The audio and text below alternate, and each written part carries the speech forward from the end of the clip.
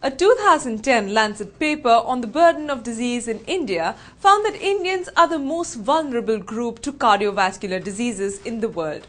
A genetic mutation combined with unhealthy lifestyles is responsible for this shocking fact, an increase of a number of lifestyle diseases like heart disease, diabetes, hypertension, etc. Most cardiovascular or heart ailments are caused by arterial wall thickening due to accumulation of fatty materials like cholesterol. While there's nothing we can do about genetic mutation, there are a number of things we can do to control the lifestyle factor that cause heart disease. Kick the butt.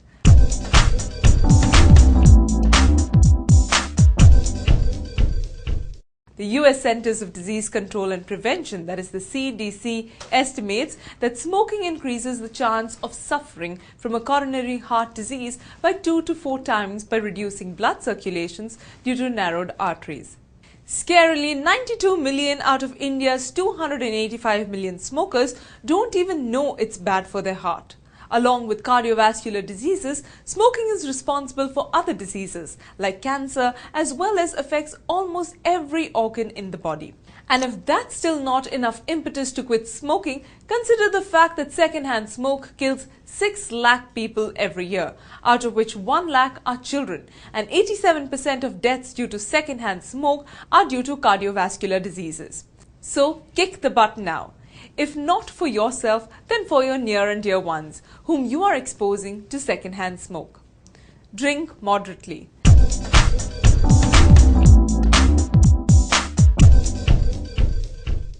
Alcohol's effect on the heart is hotly debated.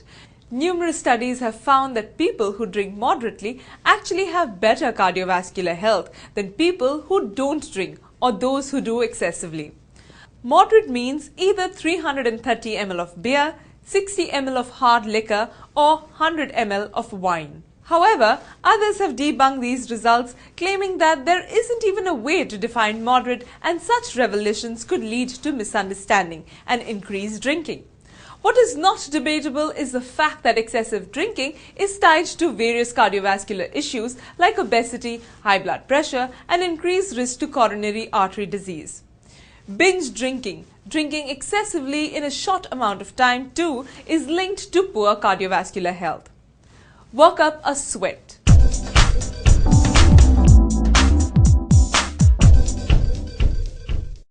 Our current sedentary lifestyle has played a major part in the rise of cardiovascular diseases around the world. Lack of exercise leads to buildup of bad cholesterol, which prevents the blood from flowing freely and causes hypertension, heart attacks, etc. Exercising plays a very important role in your cardiovascular health. It facilitates weight loss, lowers blood pressure, increases your good cholesterol level, improves blood circulation, and allows your heart to pump more efficiently. In fact, it helps reduce stress also by releasing feel-good hormones called endorphins.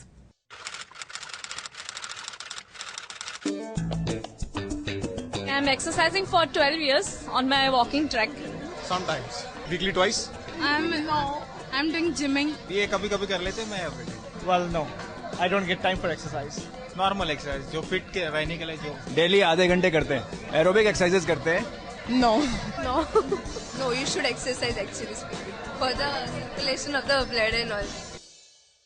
Those who have not been diagnosed with heart disease and those who are less than 50 years of age, they can go in for jogging, they can do cycling, they can do treadmill exercise. Open air exercise, aerobic exercises are advised. Now, how long one should do?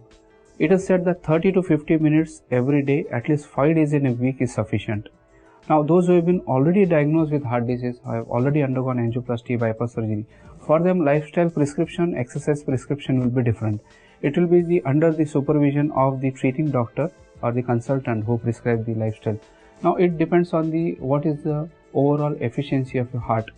If your heart is efficiently functioning, if in general layman word, if your pumping power is good, then you can definitely go in for treadmill exercises, jogging, brisk walk, stretching exercises, and you can do yogas. Yogas are not contraindicated. Certain exercises in heart patient, like those which give jerky movements to your neck spine, Shirshasana and all those are no in the heart disorders. and those who are into their 50s and late 60s, 70s, for them limited to brisk walk in open air is sufficient for 30 minutes a day.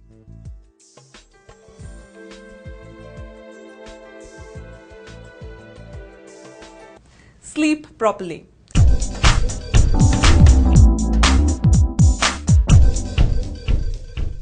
It's been suggested in jest that Thomas Edison's light bulb is responsible for the current obesity pandemic. While that would be stretching the truth a bit too much, the fact remains that our current work play around the clock routine does have a hand in the various lifestyle diseases. It has been suggested that initially our body's internal clock was adapted to the natural daylight schedule, and exposure to artificial light has thrown it off track. This has also led to various kinds of sleep disorders, which in turn impacts your appetite, causing obesity, glucose metabolism, and increases blood pressure. It's a vicious cycle really, and getting enough sleep is very important to keep heart diseases at bay. Reduce intakes of saturated and trans fats. There are basically two kinds of fats, saturated and unsaturated.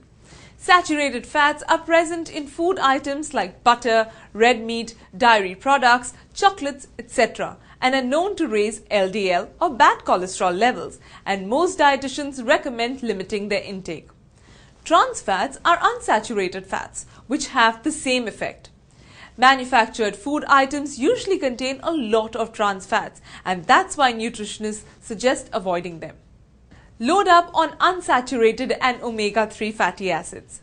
Unsaturated fats are of two types: monounsaturated, found in olive oil, nuts, peanut oil, etc., and polyunsaturated, found in sesame, cottonseed, and soya bean oils.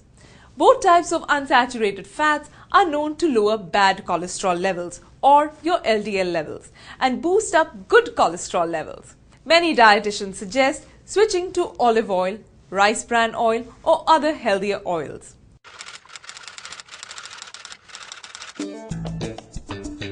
We are using Safola. I use Saffola Active. Safola. Sunflower. सरसों का तेल खाते हैं और sunflower oil खाते हैं. Sunflower, हाँ, yeah. Omega-3 fatty acids are polysaturated fats, which are considered essential because they can't be manufactured by the human body and are present in marine and plant oils. Good sources include fish oils, milk compounds, flax seeds, and nuts. Take it easy. It's still not clear how stress causes heart disease. Most experts concede that it is part of a snowball effect of obesity, blood pressure, heart disease, smoking, lack of exercise, insomnia, etc. All the aforementioned conditions seem to go hand in hand with stress, and that's why taking it easy is imperative for your heart.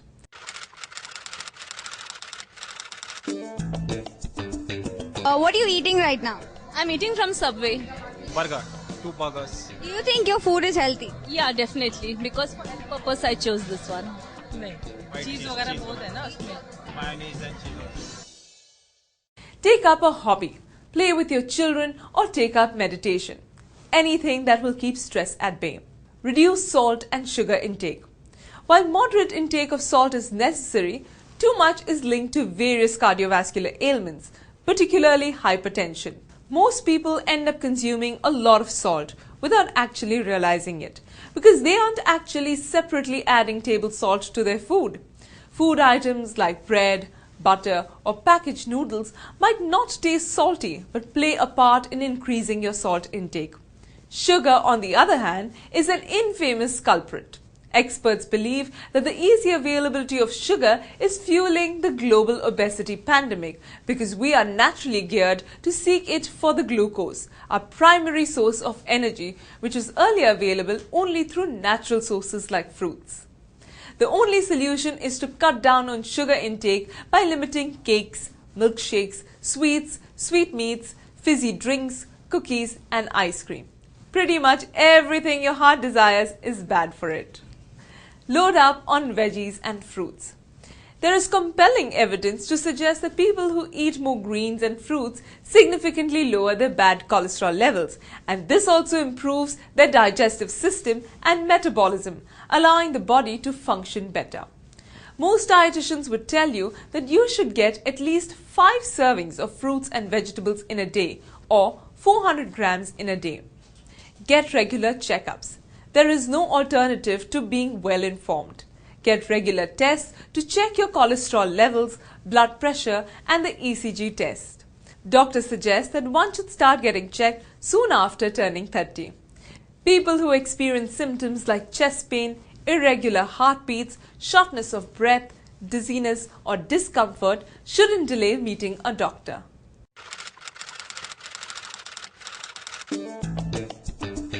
एक दो महीना हो गया 2 महीना हो गया No checkup. Just 6 months back we had a checkup. Never. Me too. एक महीने पहले No. I would go little earlier. Means in the school ages, in the teenage group, we should start telling them, counseling them about the healthy lifestyle. Tell them about the importance of the diet. Tell them the importance about the exercise. If you teach them all these two things, they are going to develop health which is going to be heart health, and they will be having a soundproof health and will be able to manage all those stress related issues in a healthy way. Now suppose if you target a population who is a productive population, which is productive population above 40 years of age, then we need to, if those who are not undergone investigation, we should undergo screening test or subject them to screening test. Like suppose for example, if you purchase a vehicle, we do a timely screening at 1 month or 3 months or 6 months. We do certain changes into the fueling system, or we get some servicing done, and we do it in a disciplined manner, but we don't do anything for our health. Since the day we are born up to age of 40-50, I have seen people proudly telling us that I have not received a single pill, I have not received a single injection, I have not undergone any investigation, I was never hospitalized. Well, that is, pseudo feeling of pride into them, but it is very surprising that 40-45% of the population, when we screen them, is hypertensive, and the pity is 25-30% of this population doesn't know that they are having uncontrolled hypertension, which requires 2 to 3 drugs. When these people come in towards us, when they approach us, when we diagnose as hypertension for the first time, it becomes very difficult for us to convince them.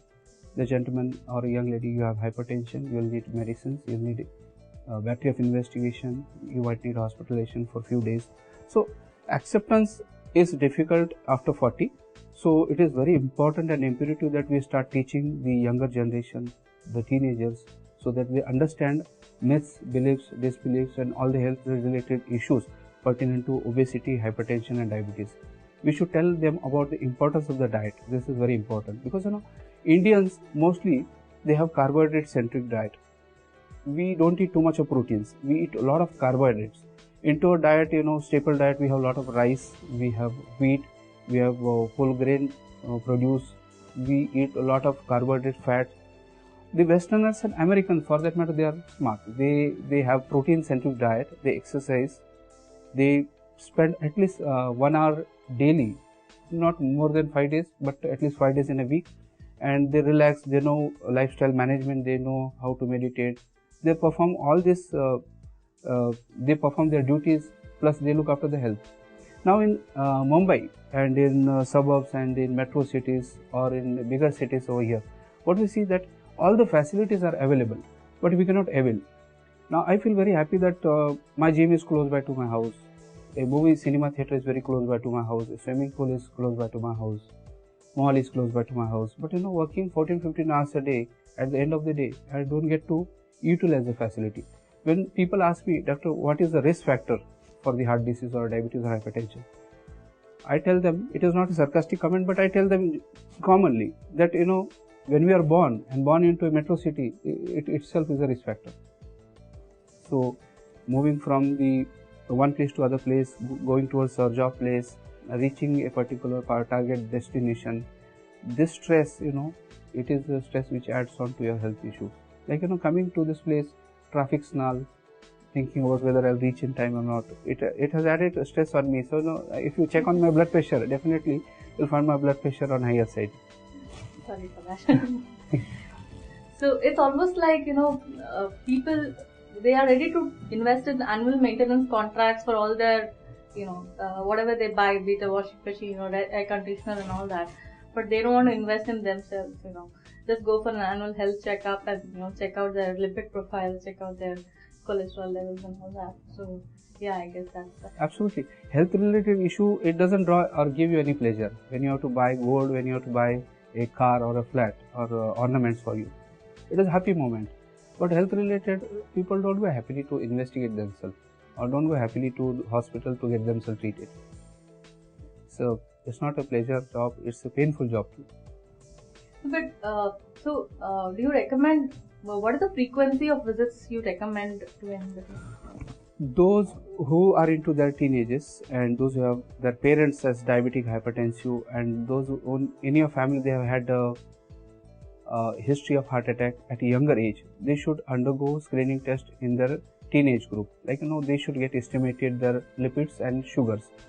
Once they are declared as non-diabetic, once they are declared that their lipid profile is okay, then you need not repeat them very regularly, but you should emphasize on the lifestyle and diet, as I said earlier.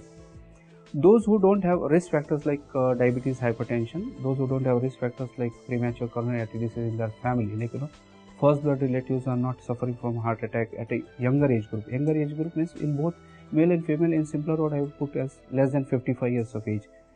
If they don't have this kind of risk factor, then they should get themselves screened once. As a pre-employment screening, it is done definitely at a younger age, but they should get screened at a age anywhere at the age of 40-41. And every 2 yearly, they should incorporate into their screening test basic electrocardiogram, lipid profile, sugars, stress test, 2D echo-color Doppler.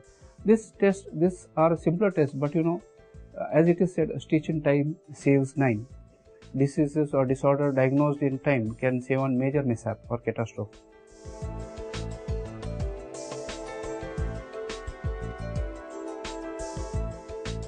For more such information related to your health, log on to health.india.com.